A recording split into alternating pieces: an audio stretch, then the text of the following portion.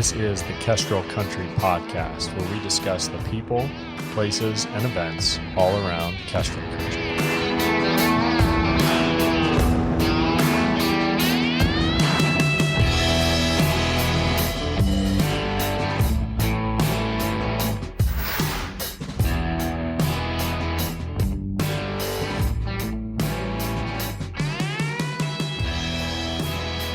Jeff Mao.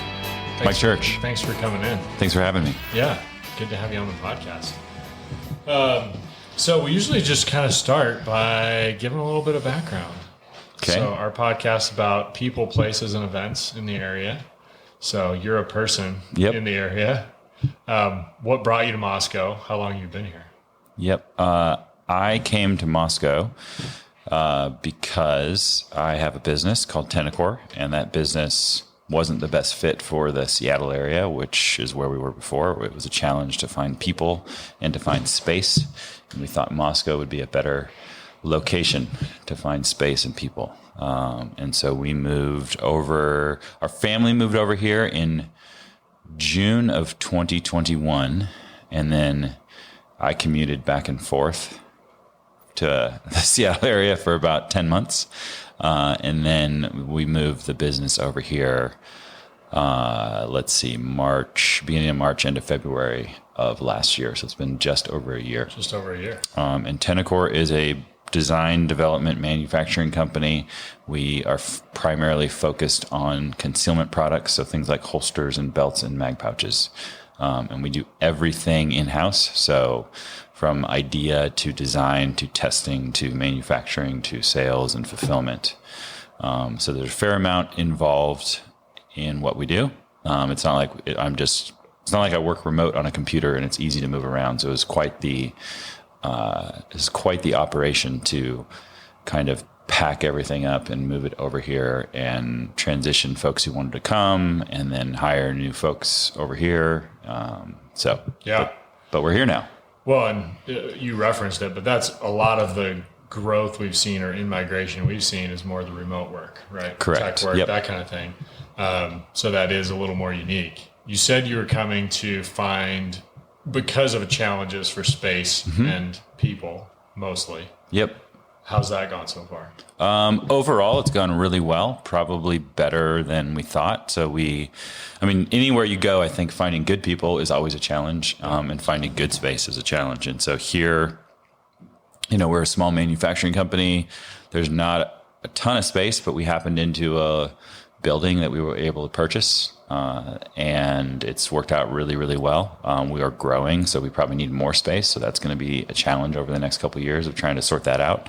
But we're super grateful for the space that we do have. And then as far as people, we had 15 or so people before in the Seattle area. About 4 or 5 people came over with us, and we have like 30 now. So we've hired like 25. When I think about it in the context of the last year, like it just kind of happened. And it just seemed like the natural progression of things. But when I think about it in the context of in 12 months, we added 25 folks. Like that is a lot. So to put a fine point on it, 25 of the people who are there now weren't there a year ago.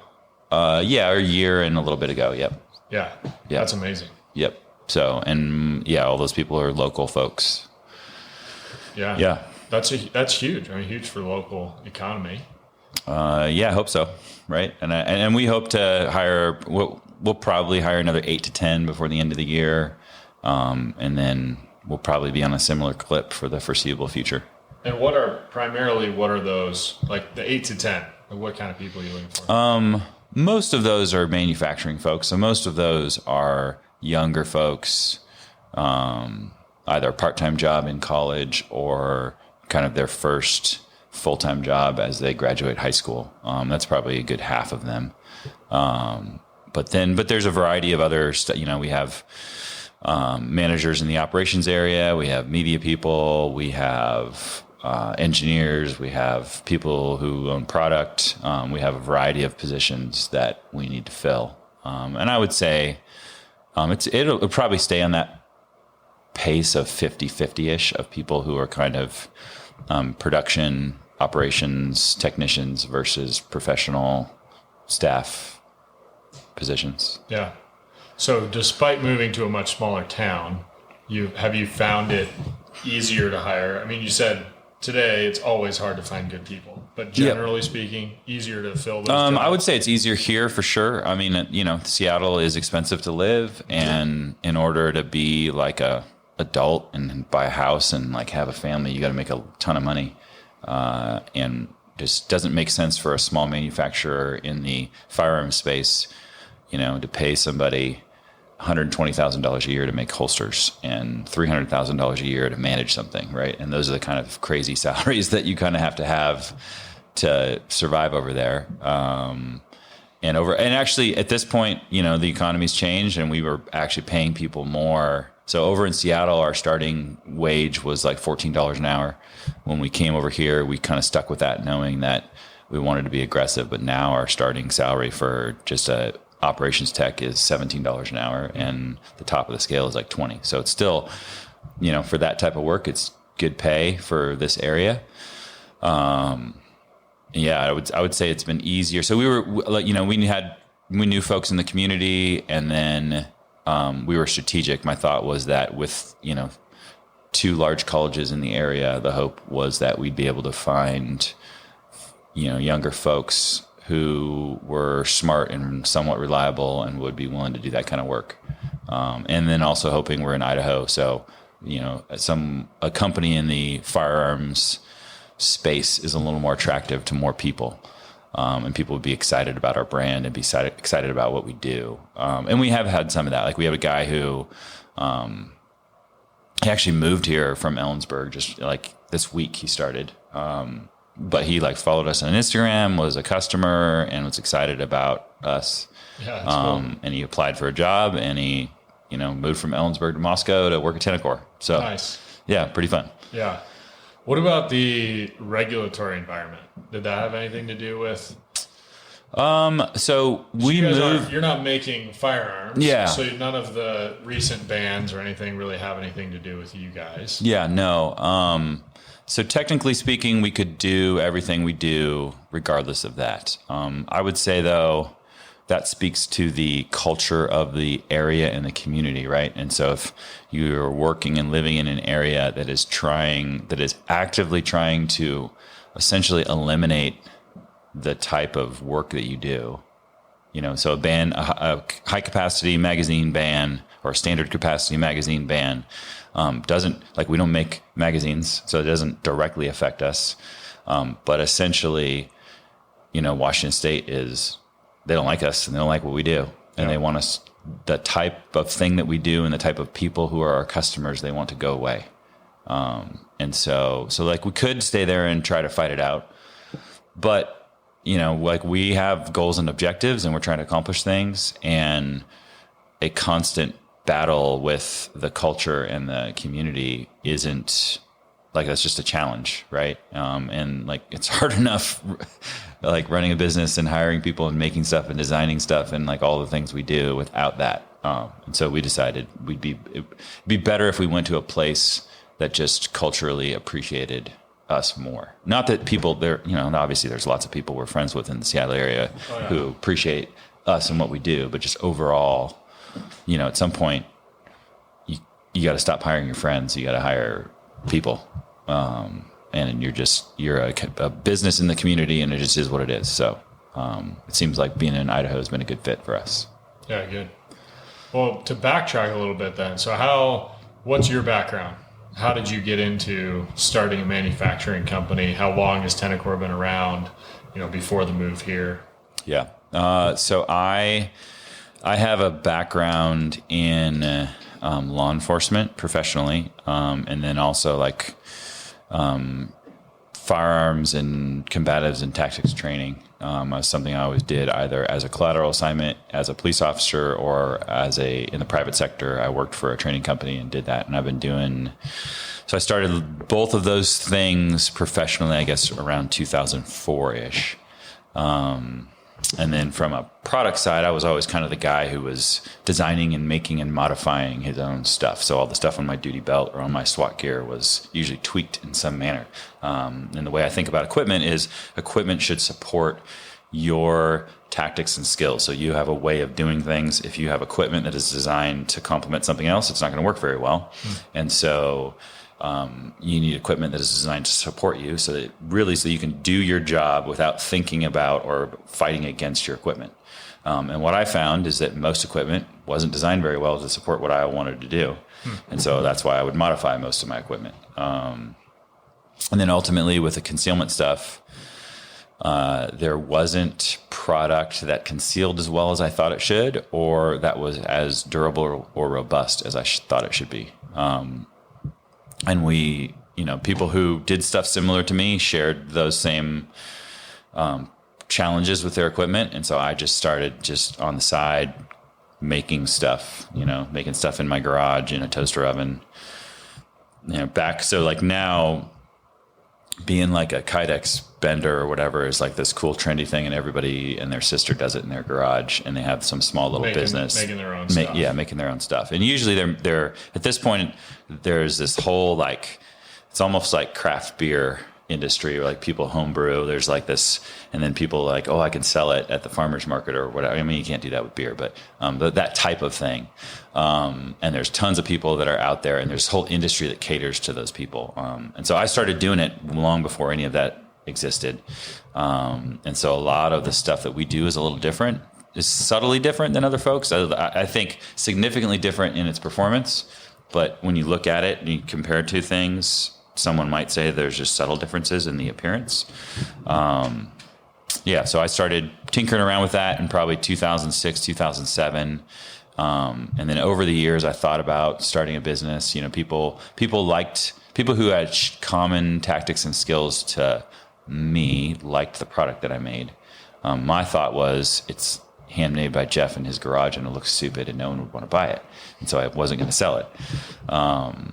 But over the years, I kind of flirted with the idea of starting a business. And then ultimately, I guess there's that side of things, but more, I guess I feel like I ran into walls in the law enforcement government space. So like I'm very, I guess, idealistic about how I think about things and how things ought to be. And I don't like waiting and being patient. Like if we can do something better, then we should, and we all know we can do something better, then we should just do that and not wait.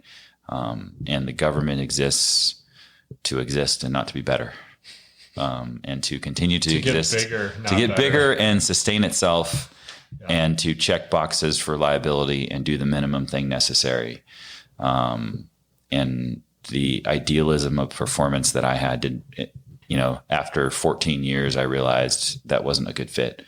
And there were people throughout my career that agreed with me. And there were sometimes some places that I could do stuff and get stuff done, but mostly I made people mad. So I decided that I had dreams and hopes of either, mostly in the law enforcement space or the training space. That's the place that I enjoyed things the most. And I thought when I'm done being a cop, I'll probably do some kind of training or instruction full time. And I didn't think that I would do some manufacturing thing. I'm not an engineer. I'm not a business person. I'm not any of those things. I'm just a guy that does stuff. But here I am today. So so we decided we would design a product and try to manufacture it. And that took years of, like, I have a high level or high standard for how I think things ought to be. And so I wasn't just going to launch a product that I knew, I guess the idea of making a custom thing, I thought that's not a scalable business. It's really hard to scale. That's what a lot of people do. Most people, I think most people in lots of spaces do that. Certainly most people in the holster space, they start as a small shop. They don't want to invest in supplies and materials. So it's like, you give me your money, then I'll go make the thing and I'll send it to you. And so it's like this custom thing. And I did not see that as a viable, scalable business. Yeah. And so we set out from the beginning of, how do we become a production shop? How do we inventory stuff? How do we make stuff? How do we figure out a buffer?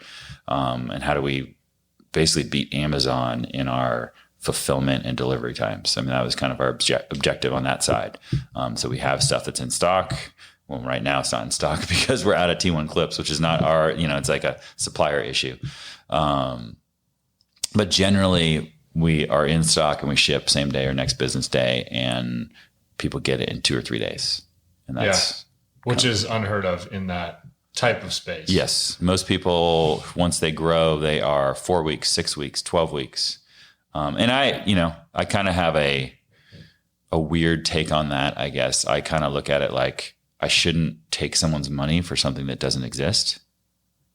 Right. And so the idea that you're going to pay me $100 for something and in 12 weeks you're going to get that, like that seems, I'm just going to hold your money. Yeah. It seems weird. On it. Yeah. I mean, it's like theft in a weird kind of way. So like, that's nothing. We have no interest in doing that. Right. I'm not going to take your money unless I have the thing. Right. Otherwise it should be held in escrow. Right. Like that's what we do when we buy a house, right? Yeah, that's interesting. You put your money in escrow, right? Yeah. And it sits there in a neutral third party. And then when you get control of that thing, then the money is released. And I'd be super surprised if those custom businesses out there, when they get the money, they're probably using the money. They're not sitting in some sort of holding account waiting to release the funds to themselves, which that would be the responsible thing to do. They're probably, the sleepless nights that would create of like always like using money that you got today that isn't actually something you're going to make for weeks. Like that seems like you shouldn't realize that income. No, you shouldn't. Yeah. And so basically we've said we're not going to do that because we think this is a stronger position, and in all of that we've it wasn't until like Tenicor, we launched the website in 2017. I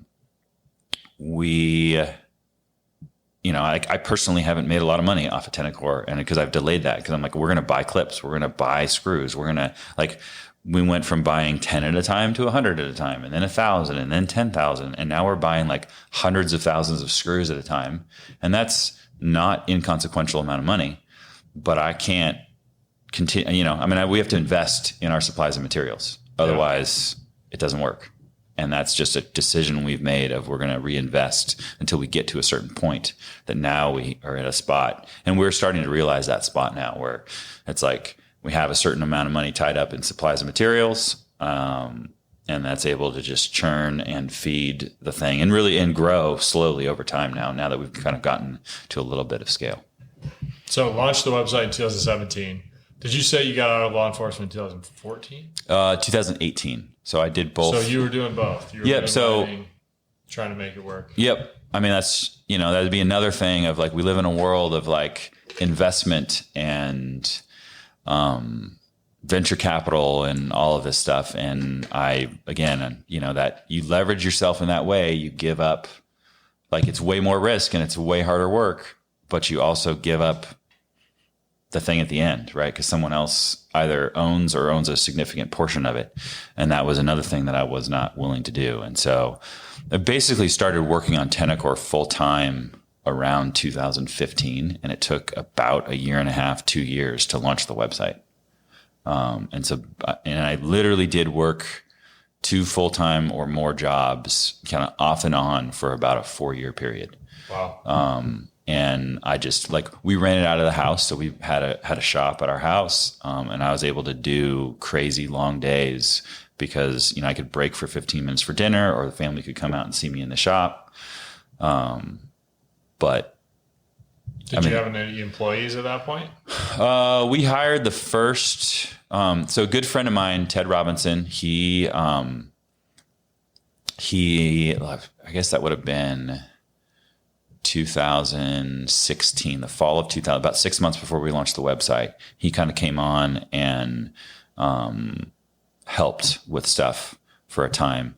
But it wasn't until 2018 that we hired our first full-time person. So basically in the same month, we hired a full-time employee, and then I quit law enforcement. And basically like throughout everything, I always imagined, oh, I'll quit. I mean, I knew that it would scale and it's a viable business. I mean, the profit margins and everything are there. And I was like, oh, when I replace my law enforcement income and this, then I'll quit or X amount above that. But everything like that's not how that works.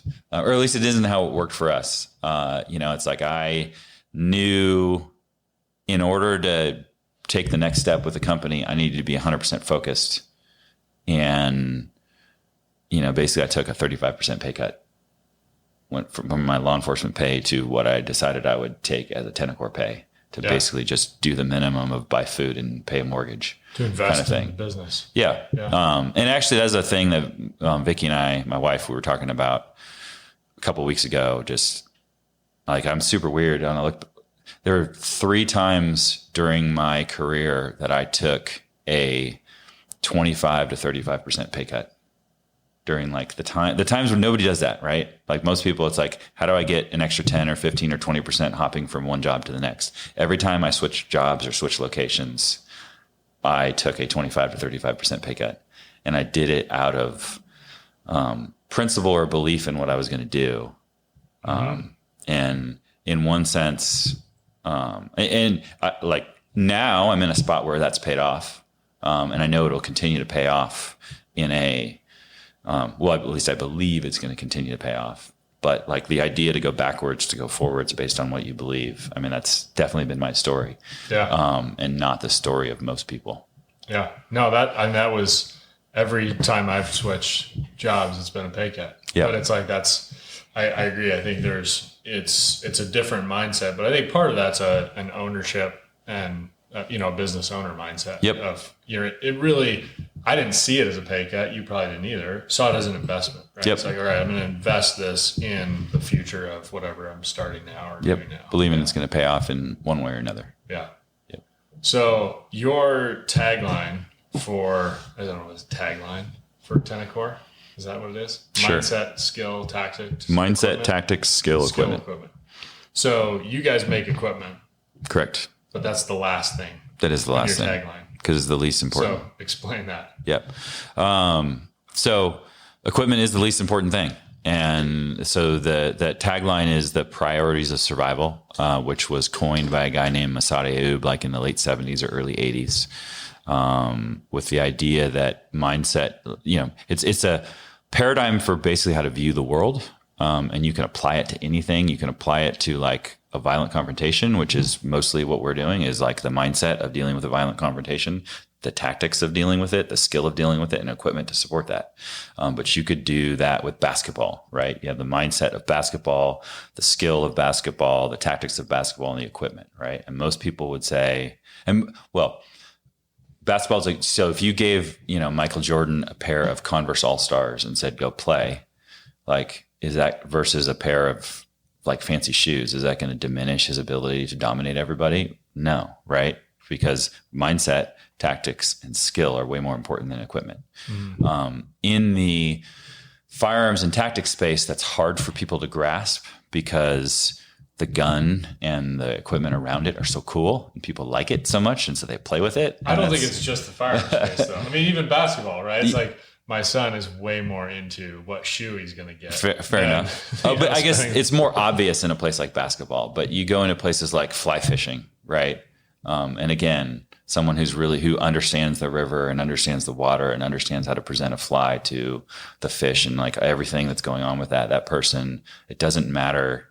Yeah. They're right? way out fishing the guy with the $1,000 safety rod. And, So, which is a little ironic for a product company to have that. But that's what we believe. And so part of that is, I have a passion for training and I want to put out training content for people to develop their mindset, tactics, and skill.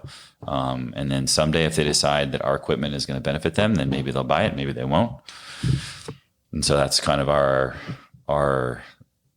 thought and philosophy around that. I mean, we didn't stumble into this idea of making equipment. Like, I've been a serious user, an intentional user and practitioner of things in this space for a long time. And I see the equipment as just something to complement and support that. And even though that that's what pays my mortgage. It still is just something that complements and supports that. And I think if we overemphasize what the equipment is and does, that is not being honest and straightforward and direct. I mean, that's not what our customer needs to hear. So that's not what we're going to tell them. Yeah. Now, you sell a lot to government, whether it's law enforcement or primarily law enforcement, maybe. Professional users. We sell a lot to professional users. Actually, local law enforcement, we do not sell much to. They don't usually have the budget for it, and it's not. Our product isn't really a good fit for that. So we do. It's mostly federal government stuff. So it's Department of Defense, special operations, federal law enforcement. We sell a fair amount to, and then other government agencies. And was that a big part of how you started with that? And has that changed? Yeah, that's a good question. So because I've been in the training world and in the industry for a long time, I have relationships and contacts. So we're able to leverage some of those relationships over time. But really, those are the people. I mean, that's who those people we're designing the product for. Like, we're trying to make the best concealment products in the world, and so we're trying to design a product that works for the best people in the world, and basically people who share a similar tactics and skills that we do. And so, just frankly, the average cop probably doesn't share tactics and skills with us, but the average guy on an SF team might. Yeah, and that's yeah. Which that reminds me of a question I thought of earlier. Of you were talking about creating stuff for yourself that you were using in local law enforcement capacity. Is concealment something that is pretty common? No, I mean most local law enforcement officers are uniformed, and so no. And then most plainclothes people, the carrying a gun is an afterthought. It's just not a focus of most people. It is of some, but not of most people. So was the concealment products a result of the work you were doing, or more of this is something, for when I'm off the clock? Yeah, for me, it was, most of my career was spent on patrol or in SWAT. I did a little bit of plainclothes stuff, but not a lot. And so, but I carried a gun every day. So it was mostly kind of that combination of I carry a gun every day. I am into shooting and training and being serious. But then on the private side, I taught most of the shooting courses that I taught that were handgun related or concealment, and wasn't focused on duty because it was focused on the average person. So that'd be a reason why I focused on that. And like for an actual duty holster, it is pretty set on what is out there, and making a good duty holster is really hard. Someday we might do that. I have some ideas about what that could be or what that looks like, but the level of testing and engineering and the complexity of it, like all of that would be a significant challenge. And so in order to do it at a high level, Tenicor's not there yet. So someday maybe. Interesting. Have you seen that customer base change? Are you guys selling more to the kind of average user now than? I'd say it's been pretty consistent. Yeah, it's pretty consistent over time. It ebbs and flows. If we have a large government purchase, then obviously that's going to become a larger percentage of the holsters we sell during that period of time. As we've grown and gotten more, more people know about us. It's probably more the average person that is buying than someone who's a higher level user, whether they're a paid professional or they're just a private citizen that thinks about it professionally. Yeah, but it's a huge market, so there's tons, and we're a tiny, tiny little player.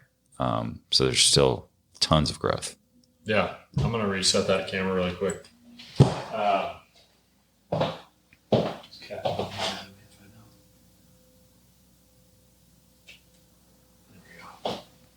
Super unprofessional. Standing up in the middle of the podcast.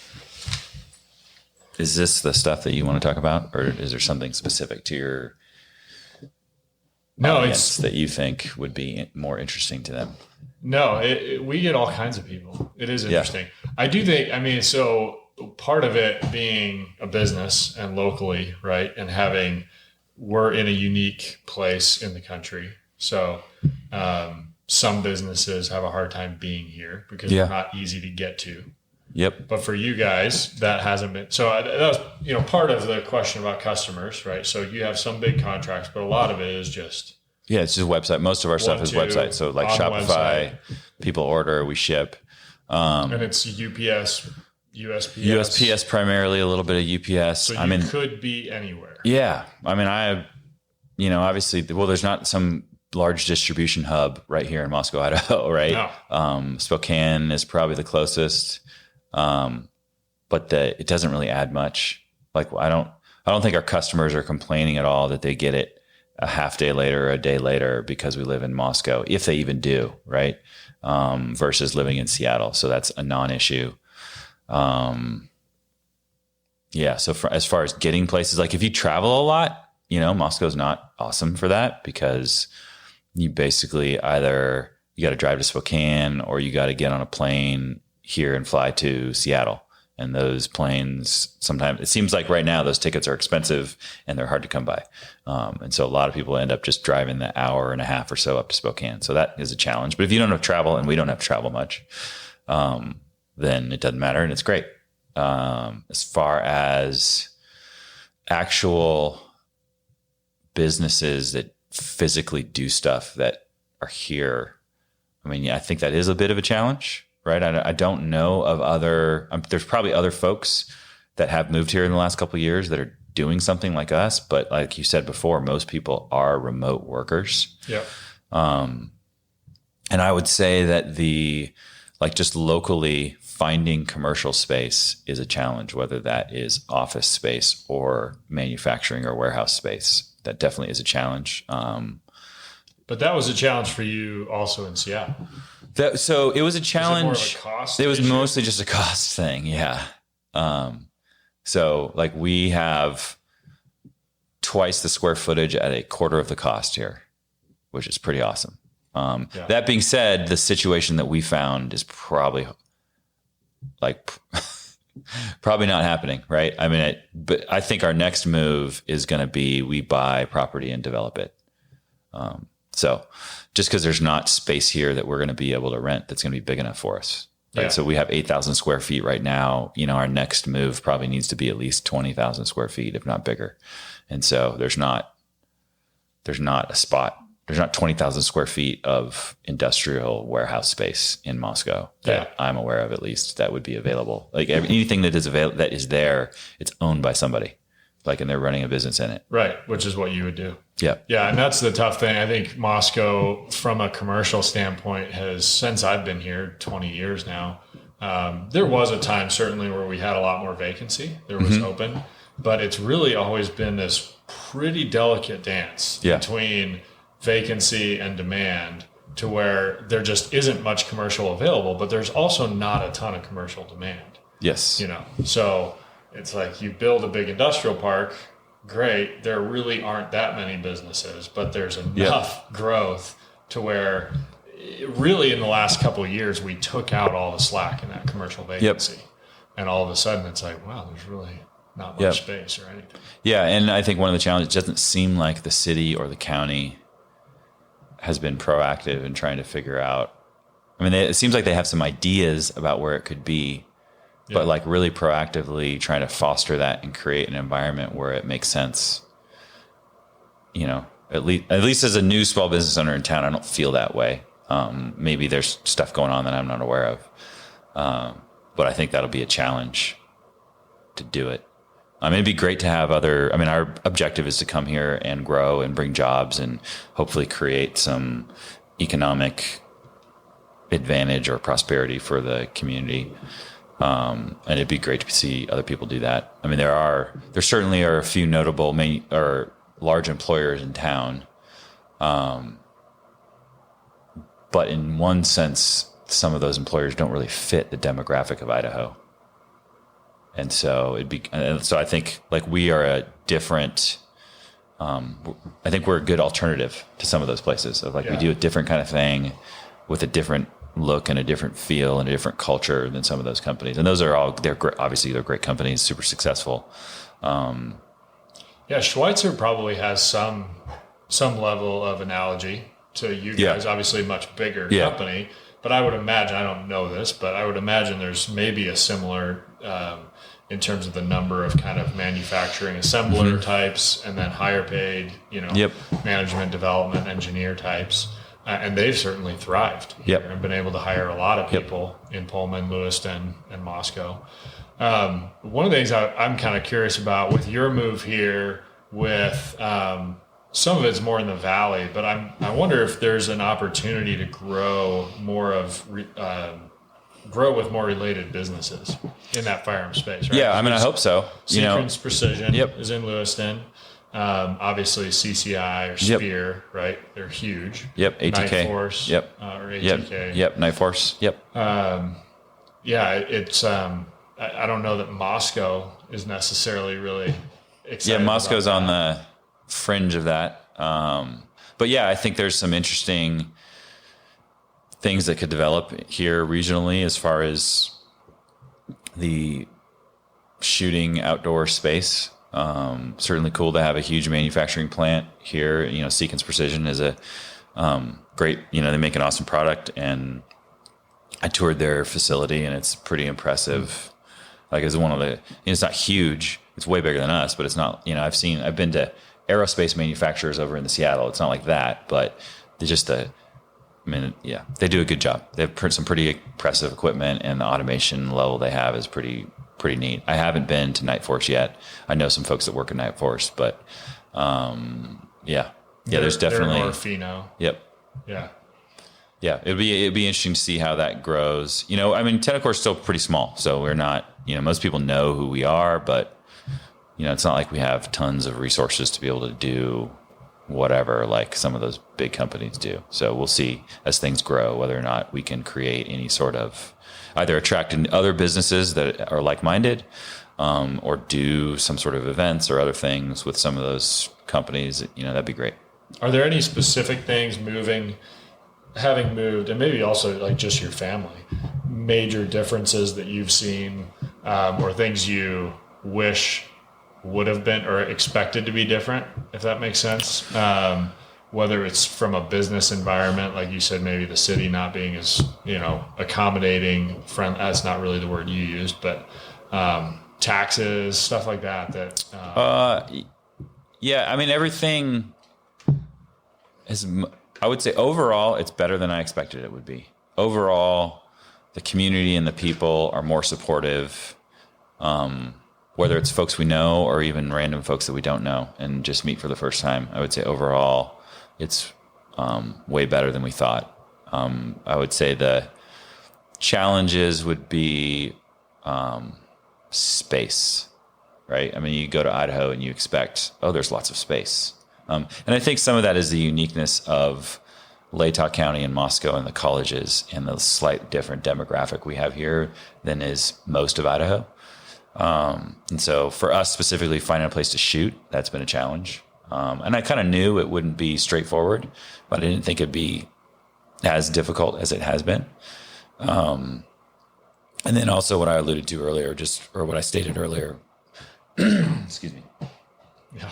With the finding space for manufacturing. Like, I think those are going to be the two biggest challenges. We stumbled upon this building, and the building's awesome. But the next move, I'm not sure how that's going to work out. Yeah. But, it'll work out. Everything always does eventually at the right time. As far as, we really like living in a small town. We love it. And we thought we always would. So whenever we would visit Montana, Idaho, Eastern Washington over the last 20 plus years, Vicki and I always were like, we would love to not live in the Seattle area. And we always thought it would be a good fit for us. And so we've moved, and it did. I think that's mostly just a personal preference.